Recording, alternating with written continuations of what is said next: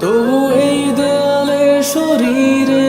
যত ছেঁড়া রং ধুয়ে যাওয়া মানুষ পেশাদার প্রতিহিংসা তোমার চেতনার যত উদ্ভাসিত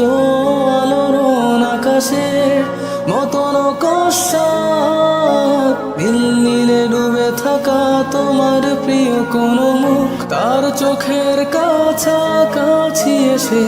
কেন পথ ভেঙে দুটো মানচিত্র একে দুটো দেশের মাঝে বিধে আছে অনুভূতি গো।